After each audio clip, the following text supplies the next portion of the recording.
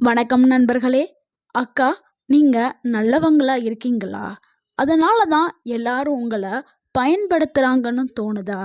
நான் பேசினா சண்டை, பேசலன்னா அலட்சியம். இந்த 2க்கும் இடைப்பட்ட வாழ்க்கையில நான் வாழ்ந்து திணறிக்கிட்டு இருக்கிறேன்.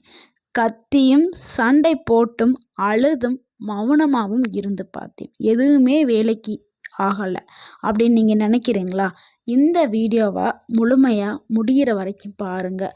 உங்கள் குரலை உயர்த்தாமலே உங்களுடைய கணவரின் மனசை மாற்றக்கூடிய ஒரு சக்தி மிகுந்த ஒரு பவர்ஃபுல்லான ஒரு விஷயத்தை நீங்கள் தெரிஞ்சுக்க போகிறீங்க. ஸோ இந்த வீடியோவை ஸ்கிப் பண்ணாமல் ஃபுல்லாக பாருங்கள். கண்டிப்பாக உங்களுக்கு பயனுள்ளதாக இருக்கும். ஏன் உங்கள் 2 பேருக்கும் இடையில முதல்ல சண்டை வருதுன்னா, அதுக்கு நீங்க முதல்ல ஒரு உண்மையை புரிஞ்சுக்கிறணும். அதாவது பெண்கள் எப்பொழுதுமே ஆண்கள் சொல்றத கேட்க மாட்டாங்க. ஆண்கள் கேட்பவர்கள் இல்லை. ஆனா அவர்கள் உணர்ச்சியை உணர்றவர்கள். ஸோ நீங்க சத்தம் போடுறீங்கன்னா, குற்றம் சொன்னீங்கன்னா அவங்க எதையுமே கேட்க மாட்டாங்க. பழசு கடந்ததை இழுத்து போடுறது, இழுத்து பேசுறது, பழைய விஷயங்களை மறுபடியும் பேசுறது, இந்த மாதிரிலாம் நீங்கள் பேசும் பொழுது அவர்கள் ஒருபோதும் கேட்க மாட்டாங்க. நீங்கள் தவறானவங்க, நீங்கள் எது செஞ்சாலும் அது தோல்வியிலே போய் முடியும், இந்த மாதிரி அவங்கள்ட்ட நீங்கள் பேசாதீங்க. அவங்க ஏதாவது பேசினா நீங்கள் அமைதியாக மௌனமாக இருங்க. கோபத்தை கண்ட்ரோல் பண்ணுங்க. அவங்க அவங்கள ஏதாவது பேசுனாங்கன்னா அந்த இடத்த விட்டு நகன்று போயிருங்க. இல்லைன்னா தண்ணி குடிங்க. இந்த மாதிரி ஏதாவது செய்யுங்க. அவங்க பேச்சுக்கு நீங்கள் திருப்பி எதிர்பேச்சு பேசாதீங்க. இல்லைன்னா அந்த இடத்த விட்டு கொஞ்சம் தூரமாகவே போயிருங்க. இது அலட்சியம் இல்லை, சண்டை பெருசாகாமல் இருக்கிறதுக்கு செய்யக்கூடிய முதல் ஸ்டெப்பு. சண்டை அதிகமாக ஆக பெருசாக ஆகும். ஸோ நீங்கள் அமைதியாக இருந்தீங்கன்னா அதுக்கு ஒரு மாற்று வழி கிடைக்க ஆரம்பிக்கும். இதில் நீங்கள் தெரிஞ்சுக்க போகிற அந்த ரகசிய சக்தி என்னென்னா, நீங்களே நிறைய பேரை நிறைய ஃபேமிலியில் பார்த்துருப்பீங்க. அமைதியாக இருக்கக்கூடிய பெண்கள், அதாவது படபடன்னு பேசுவாங்க பெண்கள். ஆனால் அவங்க மனசில் எதுவுமே வச்சுக்காம வெளியில் படபடன்னு பேசுவாங்க. அங்கே தான் சண்டை நடக்கும். நிறைய பேர் அமைதியாகவே இருப்பாங்க, அங்கே சாதிச்சுட்டு போயிடுவாங்க. அதுதான் அவங்களுடைய ரகசிய சக்தியே. நீங்களே சில பேர் வீடை கவனித்து பாருங்கள். கத்துற பெண்கள் எப்போவுமே யாருமே அவங்கள மதிக்கவே மாட்டாங்க. அமைதியாக இருக்கிற பெண்களை மதிக்க செய்வாங்க. ஸோ அமைதியாகவும் தெளிவாகவும் பேசும் பெண்கள் வீட்டில் இந்த சவுண்டு சண்டையெல்லாம் வரவே வராது. அவங்க இந்த ஒரு சக்தியை தான் பயன்படுத்துவாங்க. அமைதிங்கிறது பலவீனம் கிடையாது. அமைதிங்கிறது ஒரு கட்டுப்பாடு.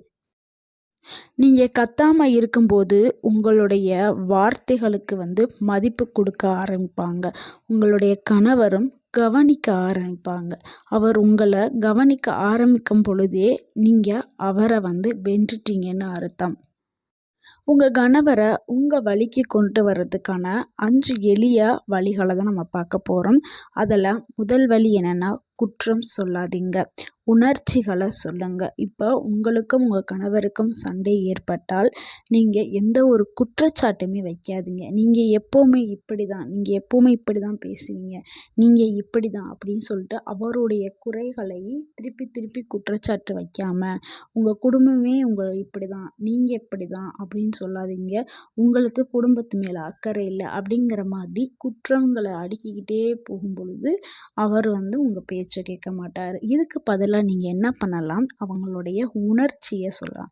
நீங்கள் இப்படி பேசுகிறது எனக்கு ரொம்ப வலிக்குது, எனக்கு ரொம்ப கஷ்டமாக இருக்குது, நீங்கள் பேசுகிற ஒவ்வொரு வார்த்தையும் எனக்கு வலியை கொடுக்குது அப்படின்னு சொல்லிட்டு உங்களுடைய உணர்ச்சியை அவங்களுக்கு எடுத்து சொல்லுங்கள். அவங்க மேலே குற்றத்தை சொல்லாமல் உணர்ச்சிகளை, நீங்கள் பேசுகிற இந்த வார்த்தை எனக்கு காயப்படுத்துது, இந்த வார்த்தை எனக்கு மனசுக்கு ரொம்ப புண்ணாக இருக்குது, ஆறாது, ஸோ இந்த வார்த்தைகளை என்கிட்ட பேசாதீங்க, அந்த மாதிரி உணர்ச்சிகளை சொல்லுங்கள். ஸோ அந்த உணர்ச்சி ஒரு மாற்றத்தை ஏற்படுத்தும். குற்றம் எப்போவுமே எதிர்ப்பை தான் கொடுக்கும். ஸோ உணர்ச்சிகளை நீங்கள் சொல்லும் பொழுது கண்டிப்பாக ஒரு மாற்றம் ஏற்படும். அடுத்து 2வது டிப்ஸ் என்னன்னா, சரியான நேரத்தில் நீங்கள் பேசணும். அந்த நேரத்தை நீங்கள் தேர்ந்தெடுக்கணும். அவர் எப்போவுமே சோர்வாக இருக்கும்போது, இல்லைன்னா வேலைக்கு போயிட்டு வந்த உடனே அவர்கிட்ட ஏதாவது பேச ட்ரை பண்ணுறது. அவர் டென்ஷனாக இருப்பார். வேலையை முடிச்சுட்டு வந்து அந்த வேலையில் உள்ள டென்ஷனாக இருப்பார். அவரை பார்க்கும் பொழுதே அவருடைய மனநிலையை நீங்கள் புரிஞ்சுக்கிறணும். அவர் ஹாப்பியாக இருக்காரா, இல்லை ஷேடாக இருக்காரா, ஏதோ ஒரு பிரச்சனையில் டென்ஷனாக இருக்காரா அப்படின்னு பார்த்துட்டு, டென்ஷனாக இருந்தால் நீங்கள் அப்போதைக்குன்னு பேச வேண்டாம். நல்ல மனநிலையில் தனிமையாக அமைதியாக இருக்காருன்னா அந்த டைமில் உங்களுக்கு என்ன பேசணுமோ ரிலாக்ஸேஷனாக நல்ல ஒரு சந்தோஷமான வார்த்தைகளை வந்து நீங்கள் பேசுனீங்கன்னா அவர் கண்டிப்பாக உங்களுடைய பேச்சுக்கு மதிப்பு கொடுப்பாரு. நீங்கள் பேசுகிற விஷயங்களை கவனிப்பார். ஸோ அது எப்படின்னா அவங்கள பாராட்டி பேசணும்.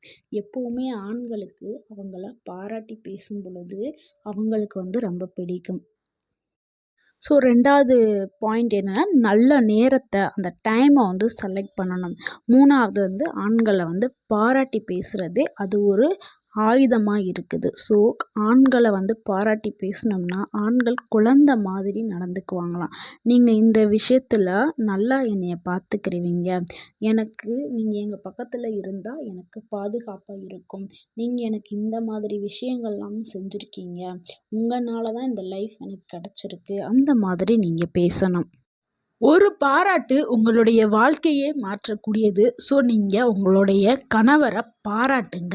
ஏதாவது ஒரு விஷயத்த பாராட்டுங்க. உங்களுக்கே தெரியும் அவர் உங்களுக்கு வந்து அந்த சண்டை நடந்துக்கப்ப அவர் மேலே உங்களுக்கு முழு கோவத்தினால அவர் செய்கிறது எல்லாமே தப்புன்னு தோணும். ஆனால் உங்களுக்காக என்னைக்காவது ஒரு நல்லது செஞ்சுருப்பார். அதை கூட நீங்கள் எடுத்து சொல்லி நீங்கள் பாராட்டலாம். ஏதாவது ஒரு விஷயம் அவர்கிட்ட பிடிச்சதை சொல்லி நீங்கள் பாராட்டலாம். ஏன்னா பல உத்தரவாதங்களை விட சக்தி வாய்ந்தது இந்த பாராட்டு தான். ஸோ இந்த ஒரு பாராட்டு அவருடைய மனநிலையை மாற்றக்கூடியது. ஸோ உங்களுடைய வாழ்க்கையை நீங்கள் நல்லா ஸ்மூத்தாக கொண்டு போகணும், சந்தோஷமாக கொண்டு போகணும் அப்படின்னா உங்களுடைய கணவன் சின்ன சின்ன விஷயங்களையும் நீங்கள் பாராட்டி அவங்கள பெருமைப்படுத்துங்க. பாராட்டுங்க. அவங்க உங்களுடைய பேச்சை வந்து கேட்க ஆரம்பிப்பாங்க. உங்கள் மேலே ஒரு மரியாதை கொடுக்க ஆரம்பிப்பாங்க. 4வது வழி என்னன்னா, அதுதாங்க ஆல்ரெடி நம்ம பார்த்தோம், மௌனம். மௌனம் காப்பது மிகவும் சிறந்தது. மௌனம்ங்கிறது சரியான முறையில் இருக்கும் பொழுது கண்டிப்பாக அங்கே வந்து பிரச்சனையிலிருந்து விடுபடலாம்.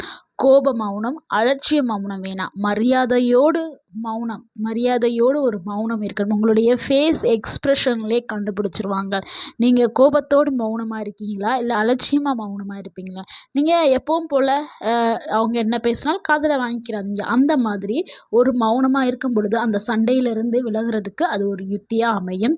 உங்கள் வேலையை நீங்கள் வாட்டில் பார்த்துட்டே இருங்க. அப்படி இருக்கும் பொழுது அவரே தன்னால் மாறி உங்களுடைய பேச்சுக்கு கேட்குறதுக்கு செவி கொடுக்க ஆரம்பிச்சிருவார். உங்களுடைய கணவரே உங்கள்கிட்டே வந்து கேட்பாரு, என்னமோ ஒரு மாற்றம் தெரியுது, என்ன இங்கே நடந்திருக்கும் அப்படின்னு சொல்லிட்டு உங்கள்கிட்டே கேட்க ஆரம்பிப்பார். அந்த அளவுக்கு நீங்கள் மௌனமாக இருக்கும் பொழுது உங்களுடைய கணவர் உங்கள்கிட்ட வந்து பேச ஆரம்பிச்சிருவார். அடுத்த 5வது முக்கியமான ஒரு வழி பாயிண்ட்னா என்னென்னா, அது ரொம்ப ரொம்ப முக்கியம். உங்களை நீங்கள் ஃபஸ்ட்டு நேசிங்க. உங்களை நீங்கள் ஃபஸ்ட்டு அன்பு காட்டுங்க, அரவணை பண்ணுங்க, லவ் பண்ணுங்க. அப்போ தான் மற்றவங்க உங்களை நேசிக்க ஆரம்பிப்பாங்க.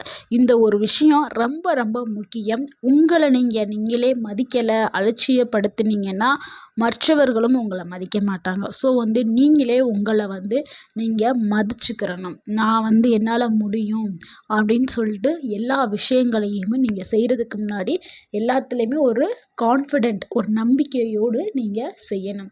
என்னால் முடியாதது எதுவுமே இல்லை, நான் அதை செஞ்சுருவேன் அப்படிங்கிற ஒரு நம்பிக்கையை நீங்கள் ஏற்படுத்தணும். உங்கள் உடம்பை நீங்கள் பார்த்துக்கிறணும், உங்கள் மனசை நீங்கள் பார்த்துக்கிறணும், உங்களுடைய கனவுகளை நீங்கள் வளர்த்துக்கிறணும். இது எல்லாமே ரொம்ப ரொம்ப முக்கியம். ஒரு தன்னம்பிக்கை உள்ள பெண்ணை யாராலும் அலட்சியப்படுத்த செய்யவே முடியாது. அடுத்து இந்த மாற்றம் எப்போ வரும்? நிறைய பேர் கேட்பீங்க, இதை நான் ஒரு நாள் ஃபாலோ பண்ணிட்டேன், ஆனால் ஒரு மாற்றமும் தெரியலை அப்படின்னு நினைப்பீங்க. இது ஒரு நாளில் வரக்கூடிய மாற்றம் இல்லைங்க. இது ஒரே நாளில் இது எல்லாமே நடந்துடாது. ஆனால் ஒரு நாள் கண்டிப்பாக உங்கள் வாழ்க்கையில் ஒரு மாற்றம் ஏற்படும். ஸோ அந்த நம்பிக்கையோடு நீங்கள் இந்த பாயிண்ட்ஸ் எல்லாத்தையுமே நீங்கள் ஃபாலோ பண்ணுங்கள். கண்டிப்பாக நீங்கள் மாறும்போது, உங்களுடைய அணுகுமுறை மாறும் பொழுது உங்களுடைய மதிப்பு உயரும். அப்போ நீங்கள் கத்த வேண்டாம், கெஞ்ச வேண்டாம், சண்டை போட வேண்டாம். எல்லாமே தானாகவே நடக்கும். ஓகேங்களா? உங்களுடைய கணவர் உங்களை மதிப்பாங்க, உங்கள் சுற்றி இருக்கிறவங்க மதிப்பாங்க, உங்கள் வீட்டில் இருக்கிற மாமியார், மாமனார், நாத்தனார், உங்களுடைய குழந்தைகள் எல்லாருமே உங்களை மதிக்க ஆரம்பிப்பாங்க. அந்த அளவுக்கு ஒரு நாள் கண்டிப்பாக மாற்றம் நடைபெறும். சரி, நான் ஃபாலோ பண்ணிட்டேங்க, எனக்கு கிடைக்கல, மாறல அப்படின்னு நீங்கள் உடனே கேட்காதீங்க. நீங்கள் ரெகுலராக அதை ஃபாலோ பண்ணிங்கன்னா ஒரு நாள் அவங்க உணர மாட்டாங்க. இதை சில ஆண்கள் உடனே நோட்டீஸ் பண்ணிடுவாங்க. சில ஆண்கள் நோட்டீஸ் பண்ணுறதுக்கு கொஞ்சம் டைம் ஆகும். ஸோ அதுக்கப்புறம் தான் உணர ஆரம்பிப்பாங்க. உணர ஆரம்பிக்கும் பொழுது அவங்களுடைய மனசும் மாற ஆரம்பிச்சிடும். ஸோ இந்த வீடியோ பார்க்கக்கூடிய அனைத்து அக்காமார்களுக்குமே நான் என்ன சொல்கிறேன், நீங்கள் யாருமே அடிமையும் இல்லை, சுமையும் இல்லை.